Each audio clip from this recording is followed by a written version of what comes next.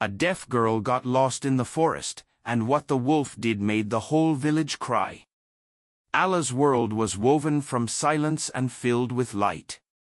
Where other children heard the chirping of starlings on the fence, for her, a fleeting shadow darted across the wooden boards.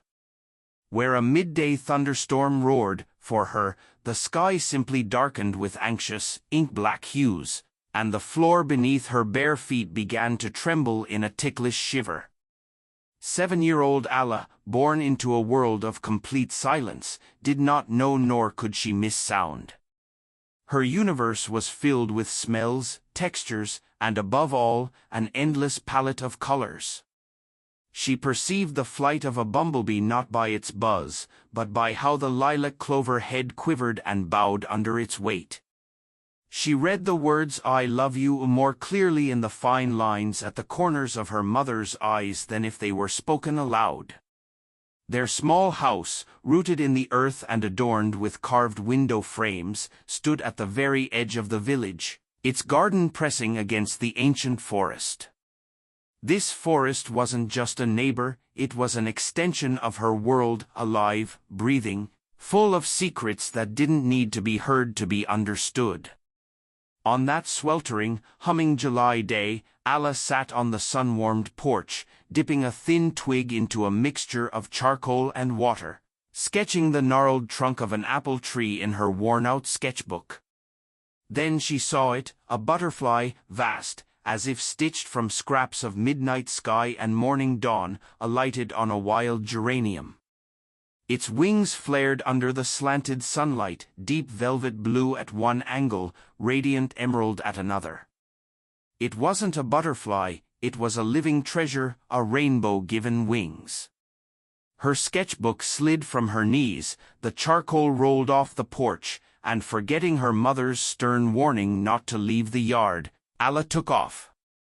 She didn't run, she flew, arms outstretched toward the vanishing miracle, afraid to blink and lose sight of it. The butterfly fluttered teasingly along a familiar path, then veered into the heart of the forest, where she was strictly forbidden to go. Entranced by the magical dance of violet-blue wings, Allah didn't notice the world changing around her. She didn't see the sun begin its slow descent, tinting the rare skyward clearings with anxious copper. She didn't feel how the soft, familiar ground shifted to a prickly, springy carpet of pine needles and moss. The rainbow-winged marvel soared upward, made one final gleaming circle over a twisted pine, and vanished into the blue. Allah stopped, breathless, and only then looked around.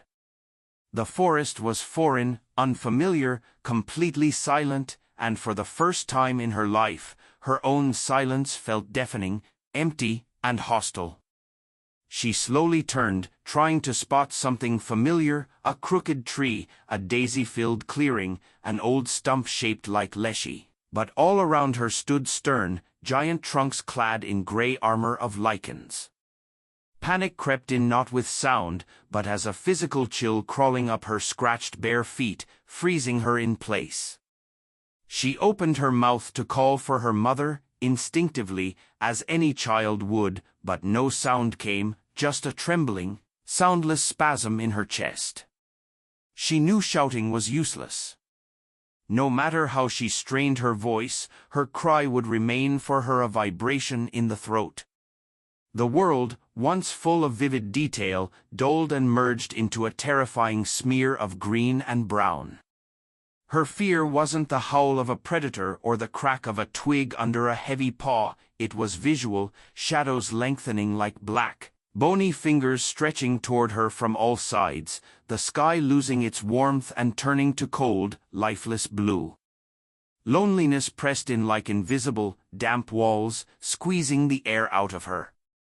She ran, blindly, stumbling over hidden roots and tearing her skin on cruel branches, but no matter how far she ran, the forest only grew thicker, darker, more tangled. At last, exhausted, she fell to the damp moss beneath a giant uprooted fir. Its massive, intertwined roots formed a cave-like shelter that smelled of earth. Shivering from cold and tears, she curled into a ball inside, hugging her knees and burying her face in the forest-scented fabric of her dress. Her tears ran silently, tracing hot, muddy streaks down her dusty cheeks. She didn't know that at that very moment, her world of silence was shattered by the most terrifying sound any mother could hear, her child's silence. Where laughter should have been, there was none.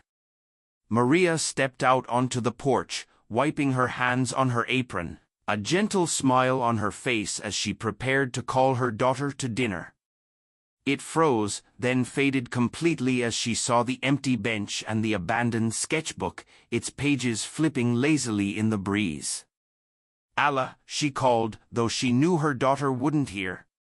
She couldn't stop the cry ripping from her chest. Silence struck her ears like a bell. She ran around the house, checked the barn filled with the scent of hay and fresh milk, looked behind the apple tree at the old swing creaking in the wind.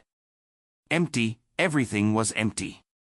The cold that had wrapped around her daughter now gripped Maria's heart like icy pincers. She dashed to the road, looked past the gate at the dusty path stretching toward the village. No one. Not a soul, just swirls of dust stirred by the evening breeze. She ran to the forest's edge, where her husband Ivan, a strong, quiet forester who understood the woods better than people, was finishing chopping winter firewood. Seeing his wife's terror-stricken face, he understood everything at once. Without a word, he swung and buried his axe in the stump with a final, dull thud, straightened up and asked, "How long?" In that single word was fear, reproach, and the beginning of despair. "Half an hour, maybe an hour." "God, Ivan, I didn't notice," Maria sobbed. The news spread like wildfire through the village, passed from porch to porch, window to window, where everyone's lives were entwined like roots. The disappearance of a child was everyone's personal sorrow. Men dropped their tools and began gathering silently at Ivan's house.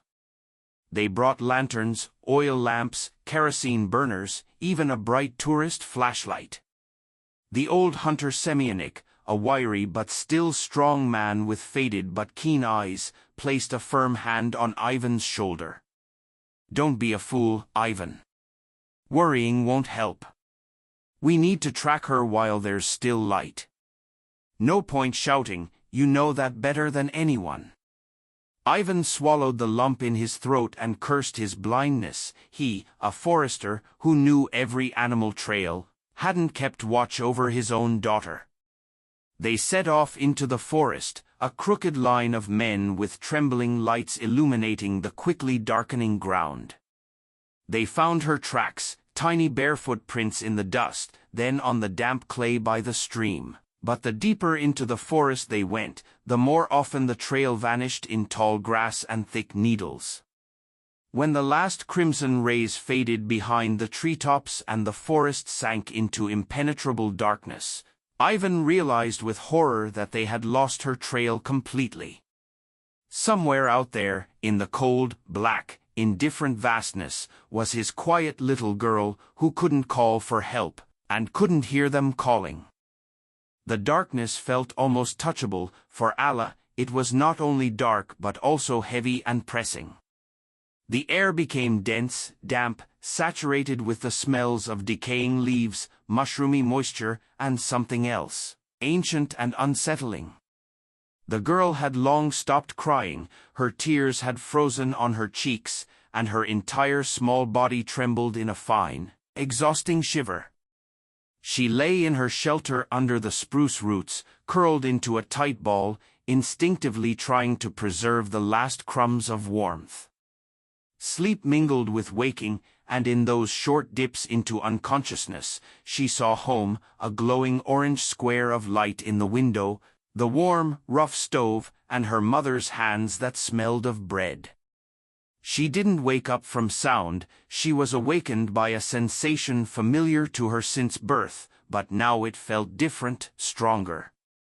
A vibration, a light, almost imperceptible tremble in the earth told her that someone was nearby, someone very heavy, and also a focused, unblinking gaze. She felt it with the back of her head, with her skin. Slowly, afraid to move or even breathe, Alla opened her eyes. In the faint, ghostly moonlight filtering through the tangled spruce branches, she saw it. Just a few meters from her hiding spot sat a beast, huge, far bigger than any village dog, with powerful shoulders and a high withers. Its silhouette stood out clearly against the dark forest, the moonlight silvered the coarse fur on its neck and flanks. It didn't move, it just sat there, watching her. Alla froze. Her heart skipped a beat, then pounded so hard she felt its thuds in her throat, her temples, her fingertips. A wolf. She had seen them in picture books. She had read from her father's lips and harsh gestures that this was a dangerous, intelligent predator. Every part of her being, every childlike instinct screamed, hide. Freeze. Don't breathe. But her body, paralyzed by icy terror, wouldn't obey. She could only stare into its eyes. In the dim light, they glowed with a calm green fire, not the wild hunger of fairy tales, but something ancient, amber-colored, like the light of old resin. There was no fury or threat in those eyes, only deep, thoughtful curiosity. The wolf tilted its head slightly, as if studying this strange little creature that didn't smell like prey but of something else, home, milk, and summer rain. A minute passed, an eternity. Then, the wolf rose without a single sudden movement, yawned wide, revealing its large yellowish fangs, and lay down just a few meters from her. It curled into a tight ball, rested its muzzle on its paws, and didn't take its eyes off her. It didn't leave, didn't attack. It was just there, and from its powerful, calm presence, the paralyzing fear slowly began to fade. The oppressive, all-consuming darkness no longer felt hostile. Now, it had a guardian, silent, just like her. Alla didn't know the entire village called this wolf Grey, a lone elder who had lost his pack years ago in a snow slide during a brutal winter. A wise, seasoned animal respected by hunters who kept their distance. That night, his ancient instincts had encountered something unfamiliar. This human child was quiet, defenseless, utterly alone. And something inside the old wolf, some forgotten fatherly instinct, stirred and responded to that quiet loneliness. Morning light, cold and gray, sifted through the dense needles and woke the exhausted search party. The men, chilled and weary with faces drawn from a sleepless night, returned to the almost hopeless task. Ivan moved like a wound-up machine, his bloodshot eyes scanning the ground feverishly for the slightest sign, a bent blade of grass, a broken twig. The hope that had burned brightly yesterday was now reduced to a barely glowing ember. The forest was vast, indifferent, and mute, it guarded its secret. They split again into small groups, methodically combing section by section. Their hoarse calls, Allah! Hey! Were swallowed by the silence of the ancient pines, seeming pitiful and out of place. Semyonik walked beside Ivan, not shouting, just looking. At the ground, the tree trunks, the startled flight of a jay. His years of experience told him that a lost child doesn't go far or straight, they instinctively circle back toward their own tracks. They reached a small babbling stream, and their Ivan froze. On the damp, leafy sand near the water, he saw it, a clear, distinct footprint of a small bare foot. His heart leapt, delivering a new jolt of adrenaline. She was here, he rasped, pointing with a trembling finger. The men gathered around. Their grim faces lit up briefly, they had a clue, a thread. They followed the stream, finding more footprints, some clear, others faint. But the joy was short-lived. Soon, The tracks veered off the soft bank into a thicket of tall ferns where the forest floor was buried beneath last year's leaves and needles, and there, the trail ended. They scoured the area within 50 meters, pushing through shrubs, peeking beneath roots, but it was in vain. It was as if the girl had simply vanished. Despair once again crushed Ivan like lead. He sank to his knees and ran his hand over the last barely visible print in the dirt. His little girl had been here very recently. Alone, frightened, hungry. He imagined her drinking from the cold stream, and his heart clenched with unbearable pain and helplessness. He, who was supposed to protect her, who had taught her to tell edible berries by color and shape, was now so close, and yet infinitely far. The forest, once his job, his passion, his life, now seemed a menacing, living creature that had swallowed his child and had no intention of giving her back. Alla awoke to a persistent, damp nudge on her shoulder. She opened her eyes sharply and saw a gray wolf's attentive face right in front of her. Gray was standing over her, his yellow eyes studying her face without a hint of aggression. He didn't growl or bare his teeth, he was just waiting. Seeing that she was awake, he stepped back gently, giving her space, then sat on his haunches, tilting his head as if waiting. The girl sat up, shivering from the morning dampness that had seeped through her thin dress. The hunger that had quieted during the night now woke up, knotting her stomach in painful cramps. She watched as the wolf rose gracefully, disappeared soundlessly into a hazel thicket, and for a moment, she was terrified he had left her completely alone again. This new loneliness felt even worse than yesterday's. But within minutes, he returned, walking slowly, almost ceremoniously, carrying something gray and lifeless in his jaws. Approaching her, he gently placed his catch, a wild hare with long ears and glassy, uncomprehending eyes, on the moss. Alla recoiled, covering her mouth. The sight of the dead, still warm animal nauseated her. The wolf, seeing her reaction, didn't insist. He simply nudged the carcass lightly toward her with his nose, as if saying, "This is for you," and then stepped back again, lying down in his place from the night before, still watching her. Alla didn't know what to do. She had never seen an animal being skinned, and the thought of raw, bloody meat made her sick. But hunger was stronger. She looked from the unfortunate hare to the wolf, and in his calm, amber gaze, she read not command, but an offer. A kind of care, strange, wild, primitive, but completely intuitive and deeply understood without words. She didn't touch the hare, but that one gesture changed everything. This massive, fearsome beast didn't see her as food, he had tried to feed her, like his own pup. She slowly stood and walked, without even knowing where. Anywhere, just farther away from that place, from the sight of death. And Gray, without making a sound, rose and followed her. He didn't come close, always staying several meters behind or to the side, but he didn't lag behind either. He became her shadow, her silent bodyguard.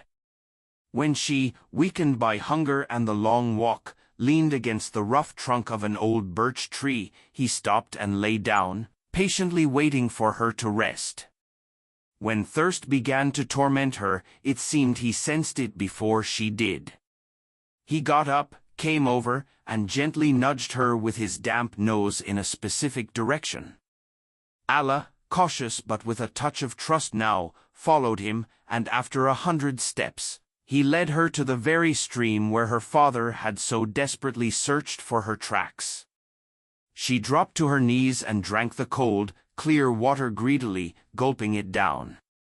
Lifting her head and wiping her mouth with her hand, she saw Gray drinking too, but from the other side of the stream, all the while watching her with his intelligent eyes.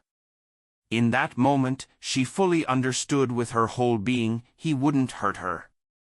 He was protecting her. It was the second day of their strange, silent journey through the forest. Alla was no longer afraid of her companion. Fear had been replaced by deep, almost scientific curiosity. She began to get used to him, to study his habits. She noticed how he perked up his ears and turned his head, catching something imperceptible to her. She saw how his muscular body tensed, how he sniffed the air when the wind brought him some scent unknown to her but clearly important. Her world of visual images and sensations was now enriched by his world of smells and sounds, which she was learning to interpret by his slightest reactions.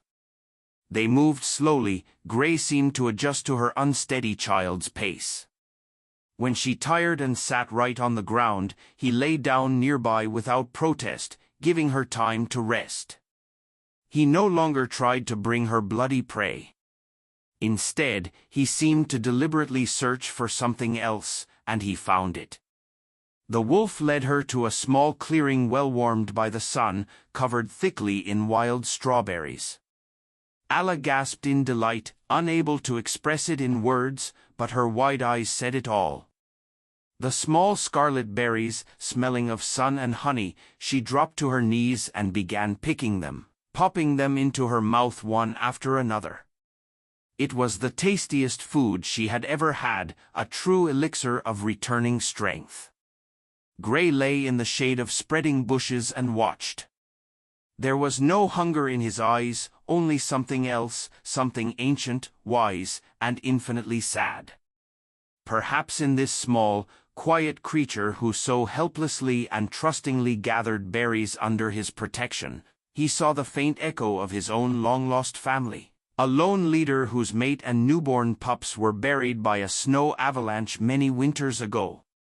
The instinct to protect and care, which had seemed to die with his pack, suddenly found a new, unexpected, and illogical object. He didn't understand why he was doing it, he just knew he had to. This small, fragile being had to live. By evening, they found a dry, wind-sheltered spot beneath a low-hanging canopy of thick spruce branches. The night was colder than before, and Alla, shivering from the piercing cold, hesitantly scooted closer to the sleeping wolf. She didn't dare touch him, but even the nearness of his large, warm body, smelling of forest and dust, brought her warmth. Gray twitched his ear slightly in his sleep but didn't wake. He felt her presence and was at peace. That's how they slept, the deaf girl and the old wolf, two absolute loners who had found each other in the endless, indifferent forest. In the village, a hopeless gloom settled. The second day of fruitless searching had broken even the most resilient and optimistic. The men returned from the forest exhausted, scratched, their eyes dull, and wordlessly, without looking at each other, went home. Hope was all but gone. Even if no one said it aloud, they all understood. For a small child, 2 nights in a cold forest without food or water was almost a death sentence. Ivan and Maria's home was drowned in a silence as thick and pressing as the one their daughter now lived in. Maria sat on the bench by the window, unmoving, staring at a single spot on the darkening forest wall. Her eyes were dry and bloodshot. She had cried all her tears, and now inside was only a scorched, ringing emptiness. Neighbors brought her milk and bread, tried to say comforting, proper words, but those words bounced off the impenetrable wall of her grief, finding no response. She just shook her head, seeing and hearing nothing. Ivan couldn't stay in the house, the walls pressed on him. He sat on the porch, mechanically flipping through his daughter's sketchbook with his large, strong hands. On the last page was an unfinished, touching drawing of an old apple tree and a few clumsy, crooked pencil lines, the trace of her hand before she bolted after that cursed, fateful butterfly. He stared at those lines, and his broad shoulders shook with silent, male sobs. He, a strong, confident forester who had always felt at home in the woods, now felt utterly powerless. The forest he loved and understood like himself had taken from him the most precious thing and silently refused to give it back. That evening, when the men gathered again at his home to discuss a hopeless plan for the next day, their voices were flat and doomed. Some suggested ending the search, others proposed going over the same places one last time. The debate was weak, meaningless. Then Semyonik approached them. Without a word, he unwrapped a dirty handkerchief with something bundled inside, a tuft of gray, coarse fur tangled with burrs. "I found this today, not far from the stream where we lost the trail," he said quietly. "It's snagged on a rosehip branch. It's wolf fur." A heavy, stifled gasp swept through the crowd. Ivan leapt up, his face white as a sheet. A wolf, it was even worse than they thought. "Gray," someone whispered among the hunters, and the name sounded like a death sentence. Everyone knew that old lone wolf. "Calm down, Ivan," Semyonik said firmly, though there was not a drop of confidence in his voice. "It doesn't mean anything. But tomorrow we're going there, and we must be ready for anything." Semyonik didn't say everything he was thinking. The seasoned instinct of the old hunter, used to reading the forest like an open book, had noticed something strange, illogical. Near where he found the fur, he saw not only the small, chaotic prints of a child's feet, but also large, confident wolf tracks, and they weren't chasing prints. They ran side by side, almost parallel. The wolf hadn't hunted the girl. He was accompanying her. That thought was so wild, so implausible, and so contrary to everything Semyonik knew, he didn't dare voice it, not to give Ivan a false and possibly cruelest kind of hope. But the next morning, when the search party, now more grim, alert, and armed not only with flashlights but also rifles, re-entered the forest, Semyonik led them exactly in that direction, toward the stream. He walked slowly, carefully, barely breathing, scanning the ground. And he found the tracks again. This time on the moist, dewy ground from the night, clearer. Small and large. Side by side. "Look, Ivan," he called quietly. Ivan came over. He saw what Semyonik had seen, and his face twisted in anguish and helpless rage. "He's hunting her, playing with her like a cat with a mouse." "Bastard," he rasped, clenching his fists until the knuckles turned white. "Maybe," Semyonik replied just as softly, almost in a whisper, "or maybe not. Look more closely." He pointed to the prints, steady, calm, step for step. The animal wasn't running. Wasn't stalking. He was just walking. "And look, here, she must have fallen. Here's the print of her palm. And his track, right next to it." He didn't pounce, he stopped and waited. The sight was so illogical, so unnatural, that the mind refused to accept it, but the facts were stubborn. While the men discussed what they had seen with confusion and fear, Semyonik, guided by his old hunter's instinct, continued along the trail. A tiny, almost insane spark of hope flickered in his heart for the first time in all these terrifying days. He didn't know what was happening in that forest wilderness, but he felt they were on the verge of some incredible, astonishing discovery. They had already been walking for several hours, delving deeper and deeper into the woods, which grew ever wilder and untouched, places where human footsteps were rare. Suddenly, Semyonik froze like a hound catching a scent and raised his hand sharply, listening. The others fell silent, straining to see through the green stillness. The morning of the third day was sunny, clear, and warm. Alla felt weak, but the gnawing hunger wasn't as unbearable after the strawberries from the day before. She felt much better. Gray seemed to understand that she needed food that didn't have to be killed, food that didn't smell of blood. He led her through the forest again, confidently and deliberately, and soon they reached a large sun-drenched clearing thickly overgrown with wild raspberries. The berries were large, dark, juicy, and incredibly sweet. For Alla, it was a true royal feast.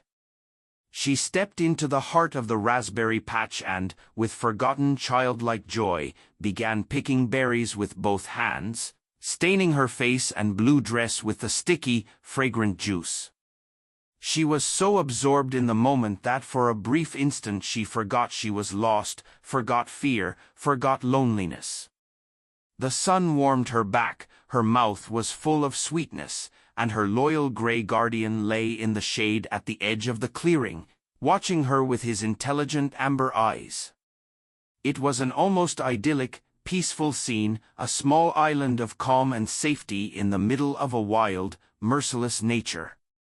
Alla even smiled, looked at the wolf, and waved to him with a handful of ripe berries. Gray only slightly lifted his head in response and gave a faint wag of his tail. For the first time in all these long days, the girl felt almost happy, almost safe. She didn't know that real, mortal danger was very close, and it didn't come from the dark thicket, but from the sunlit, open side of the clearing. Gray sensed it first. The fur on his shoulders slowly and inevitably stood on end. He rose silently, like a shadow, his whole body tensed like a drawn string. He let out a quiet, low, guttural growl that Alla, of course, didn't hear, but she saw the change in her protector. She stopped eating berries and looked in the direction of his frozen gaze. From behind the dense wall of shrubs at the far end of the clearing, crashing through the branches, emerged a huge, shaggy brown mass. A bear, the true master of this forest. He was incredibly large, with powerful muscles rippling beneath his fur-covered shoulders and small, deep-set, angry eyes. He wasn't interested in the girl or the wolf, his interest lay in the raspberry patch, which he rightfully considered his summer dining hall.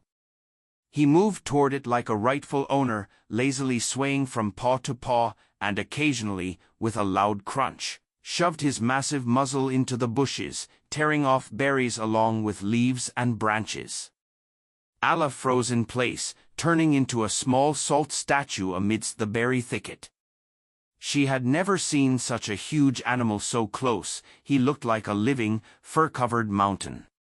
Every instinct in her screamed danger, but her legs seemed rooted to the ground, refusing to obey.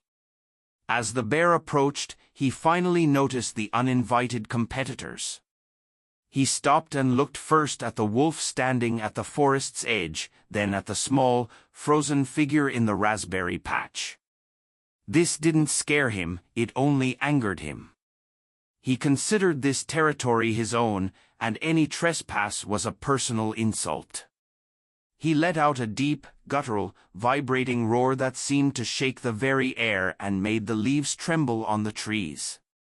Alla didn't hear the roar, but she felt it with her whole body. The powerful low-frequency vibration passed through the ground and echoed in every cell. She saw steam puff from the beast's massive fanged mouth and caught sight of his yellow, worn-down teeth. The bear made a threatening lunge in her direction, rising slightly onto his hind legs to appear even larger and more terrifying. He didn't intend to attack, not yet. He just wanted to chase away the annoying intruders from his table. But for the little girl, that movement, that demonstration of monstrous power, meant certain, inevitable death. And at that very moment, time seemed to freeze for Alla. She saw everything in slow motion, the open maw, the glistening drops of saliva in the sunlight, the small, angry eyes. And in the same instant, she saw a gray blur shoot from the edge of the clearing. Gray, who had kept his distance until then, hurled himself forward without the slightest hesitation.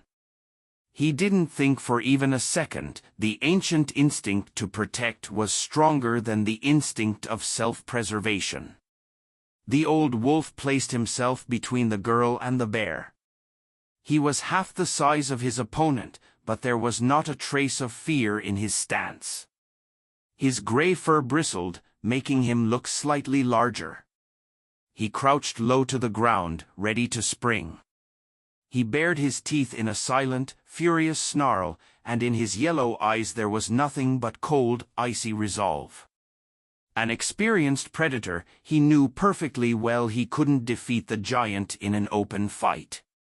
His goal was different: to drive him off, to distract, to protect, to save this small, quiet being that, for reasons beyond logic and nature, he now considered his own. The bear roared again, now out of rage and wounded pride, and struck with a massive paw, one that could snap a full-grown elk's spine with a single blow. But Gray was old, meaning he was experienced and incredibly fast. He dodged at the last moment, and the terrible claws only tore the air where he had just been. In the same instant, the wolf sprang forward like a coiled spring and sank his teeth into the bear's massive, fur-covered flank. It was the classic wolf tactic against large enemies: a quick, painful bite and with a swift retreat. The bear howled in pain and surprise, spinning in place, trying to reach the audacious creature that dared attack him. But Gray had already leapt back, ready for another strike. He circled the bear like a persistent hornet, drawing all its attention to himself, not letting it take a single step toward the girl frozen in terror. The fight was brief but unbelievably fierce. The guttural roars, the snarls, the yelps of pain echoed through the quiet morning forest. The bear, unaccustomed to such desperate resistance, flew into a true rage. He struck again, this time not aiming, just wildly slashing at the air, and this time he got lucky.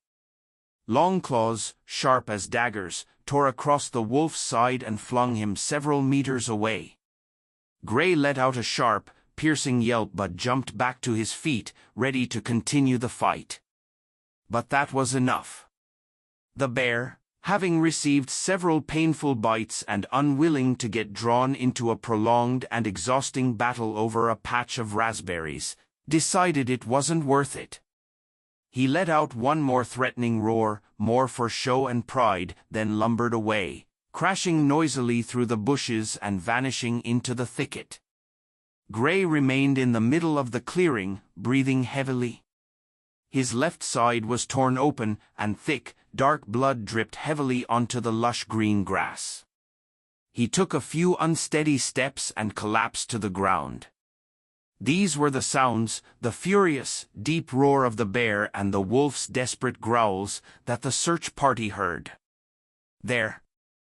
Semyonik shouted hoarsely, and the men, forgetting their exhaustion and fear, pushed through the bushes without care. Ivan ran first, his heart pounding in his throat, ready to leap from his chest. He had no idea what they would find, bracing for the worst, something he couldn't bear to imagine even in his worst nightmares. When they burst into the sunlit clearing, breaking branches as they ran, they stopped dead in their tracks, stunned to the core by the unbelievable, unimaginable sight. In the middle of the clearing, smeared with berry juice and tears, sat their Alya, alive and unharmed. She sat on the grass, gently stroking the head of a huge gray wolf who lay beside her, his head resting in her lap. The animal breathed heavily and irregularly, his side a terrifying bloody wound. Seeing the armed men, he showed not a trace of aggression. He only slightly lifted his head, looked at them with a long, tired gaze, then turned his eyes back to the girl. Ivan, unable to believe what he was seeing, stumbled toward his daughter. "Aliechka, my baby," he cried, grabbing her into his arms and holding her so tightly she squeaked. He began to cover her face, hair, and hands with quick, desperate kisses. He wept openly, not hiding his tears, mumbling incoherent words of gratitude to the sky, to the forest, to anyone. Alya, safe in her father's arms, burst into tears too, but immediately began gesturing frantically toward the wolf. She pointed to him, then mimicked something big and scary, clumsily waving her arms like bare paws, and then pointed to the wolf again and pressed her hand to her heart. Her small, scratched fingers told a silent but perfectly clear story of her miraculous salvation. Semyonik slowly approached the wolf. The other men stood back, rifles lowered, speechless and shaken. The old hunter knelt beside the beast. He recognized him immediately. "It's Gray," he said softly, with respect. He looked at the terrible wound and understood everything. The bear's claws had torn not just the skin, but everything beneath it. There was no saving the animal now. The wolf looked at Semyonik with the understanding gaze of an old warrior, and then turned his eyes once more to Olya, still cradled in her father's arms. He gave a faint wag of his tail, just once, and closed his eyes. Ivan carried his daughter through the forest in his arms.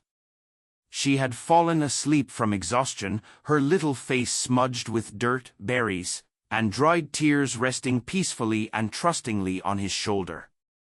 The men followed behind in silence, walking in tight formation. A heavy, almost reverent silence hung over them. The overwhelming joy of Olya's miraculous survival was mixed with something else, something vast, tragic, and incomprehensible. Semyonik walked beside Ivan, speaking in a quiet, trembling voice, piecing together the incredible story forming in his mind. The tracks walking side by side, the way the wolf had led her, protected her, fed her with berries, the sight they had just witnessed in the clearing. The story was so fantastic it seemed like a fairy tale, a pagan legend, but they had all seen it with their own eyes. When they emerged from the forest, the entire village was waiting. People ran to meet them. When Maria saw Ivan with Olya in his arms, she let out a scream that combined 3 days of hopeless terror and 1 second of blinding, boundless joy, and rushed toward them. The news that Olya had been found alive and unharmed spread instantly. People laughed, hugged, clapped Ivan on the back, but after the first wave of euphoria passed, a second story began to circulate through the village.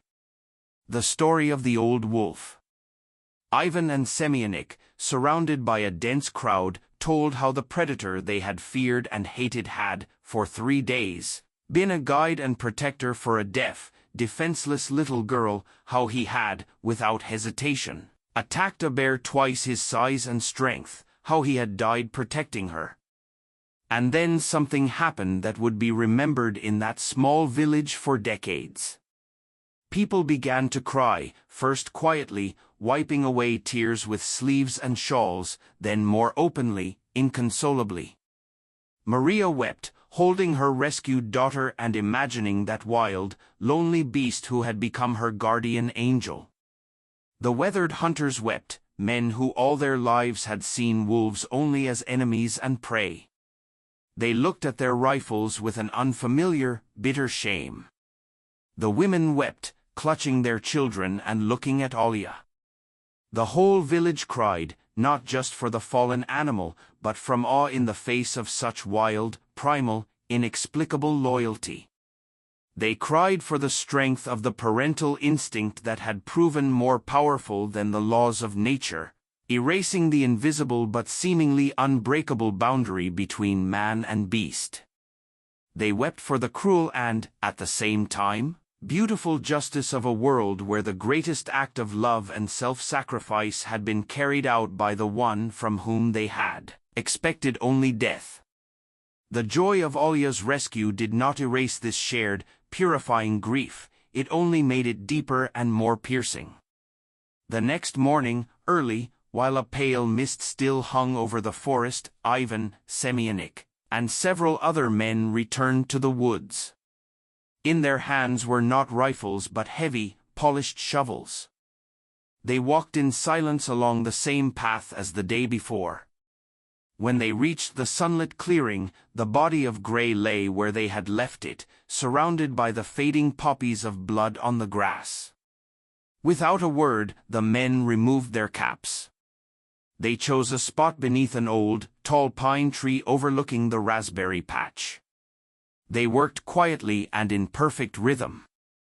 The steady sound of shovels cutting into forest soil was the only thing that broke the morning stillness. They buried the old wolf with full honors, like a faithful friend, like a valiant warrior fallen in battle. It was their silent duty, their tribute to unfathomable bravery. When the last clump of earth was laid atop the fresh mound, Alia approached. She had insisted on coming with her father, her determination clear in her quiet gestures. Along the way, she had gathered flowers, blue woodland bells, white meadow blossoms, bright pink fireweed. She stepped up to the nameless grave and gently laid her small, touching bouquet on the still-scented, loose earth. She didn't cry. Her sorrow was as quiet as she was. She simply stood and looked at that place, and in her large, solemn eyes was everything she couldn't express in words. Endless gratitude, deep sadness, and eternal, radiant memory of her silent gray protector. From that day on, something subtle but permanent changed in the village. The forest was no longer just a place for firewood and berries.